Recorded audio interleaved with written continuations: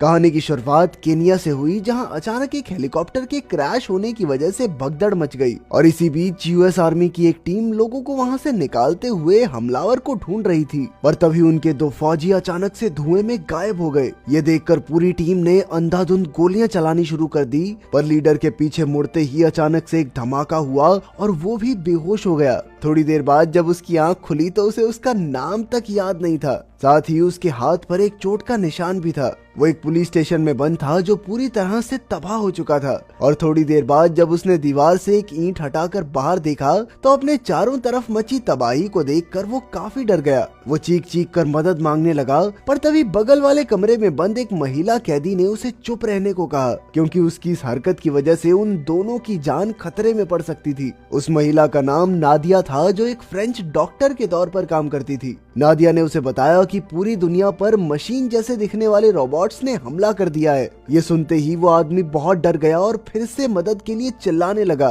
तभी कुछ आदमी उस पुलिस स्टेशन में आए और अपने साथ लाए हुए कैदी को मारने के बाद उन्हें याद आया कि अमेरिकन को पकड़ने पर खास इनाम मिलता था। वो अमेरिकन लड़का उनकी भाषा जानता था और इसीलिए वो उनके साथ समझौता करना चाहता था, पर उन लोगों ने उसकी बात सुने बिना ही उस पर हमला कर दिया और उनके ग्रुप लीडर से लड़ाई करते वक्त वो दोनों खिड़की से नीचे गिर गए। इधर बचे हुए दोनों गुंडे नादिया को पकड़ने के लिए आगे बढ़े, पर उसने किसी तरह उनकी बंदूक छीनकर उनमें से एक को गोली मार दी। पर दूसरे आदमी ने नादिया के ऊपर काबू पाकर उसे दीवार के साथ चिपका दिया। पर तभी नादिया ने दीवार से एक ईंट निकालकर उसे मारी और फिर उसी की बंदूक से उसका काम तमाम कर दिया। दूसरी तरफ उस अमेरिकन ने भी एक बंदूक छीनकर गुंडों के लीडर को मार दिया। पर तभी एक और आदमी उस पर इलेक्ट्रिकल डिवाइस से हमला करने के लिए आगे बढ़ा, पर जैसे ही उस अमेरिकन ने डिवाइस को पकड़ा तो उसे करंट लगने के बजाय वो करंट वापस दूसरे आदमी को लग गया। इससे पहले कि वो अपनी शक्तियों को पहचान पाता, उसकी नजर कुछ रोबोट्स पर पड़ी जो बहुत बड़े थे और सभी लोग इधर उधर भाग रहे थे।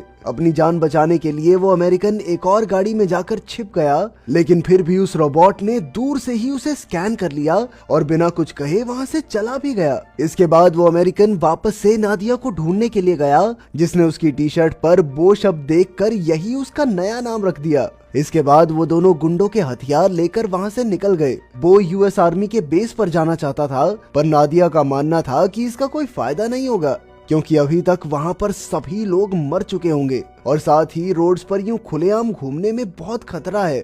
पर वो भी शांत बैठने वालों में से नहीं था, इसलिए आखिर में नादिया को भी उसका साथ देने के लिए तैयार होना पड़ा। इसके बाद वो दोनों एक गाड़ी उठाकर अपनी मंजिल की ओर निकल गए। बो की आंखों के सामने अक्सर पुरानी यादों की झलक आती थी, पर उसे ठीक से कुछ भी याद नहीं था। उसी वक्त उनके